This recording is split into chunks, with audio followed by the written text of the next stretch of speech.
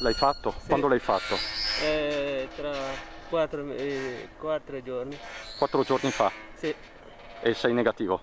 Niente. E com'è il clima in fabbrica qui in azienda? Mi dispiace, non ti posso dirti niente. Hai fatto il tampone? Non so, lo faremo uno.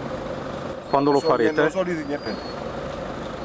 Sinceramente non può. Parla con i responsabili, ma io noi non sappiamo niente. È stato sottoposto a tampone, com'è la situazione in fabbrica?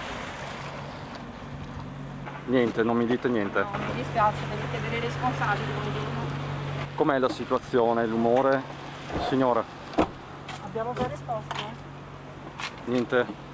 In pochi se la sentono di parlare alla Bartolini di Casale sul Sile, uno dei poli logistici principali a nord-est del gruppo di spedizioni, dove continuano a essere effettuati i tamponi su dipendenti e collaboratori. Positività sono emerse anche in queste ore, ma la contabilità è in continuo aggiornamento. Un quadro tutt'altro che facile da ricostruire, calcolando che la maggior parte della manodopera lavora per cooperative, esterni o conto proprio, come evidenzia anche il sindaco, in contatto con ULSS e direzione della BRT. Anche perché lì gravitano circa 200 persone, quindi è anche da capire quali sono i rapporti di lavoro in questa società e capire anche con le cooperative che ci lavorano. Tra loro anche diversi migranti della vicina caserma Serena di Casieri. In 10 lavoravano infatti alla Bartolini prima della chiusura del centro a fine luglio. Su questa presenza si stanno concentrando gli operatori dell'ULSS, anche oggi presenti in fabbrica. So che ci sono delle indagini in corso anche da parte dello Spisal, quindi lì attendiamo le autorità competenti per capire quale sia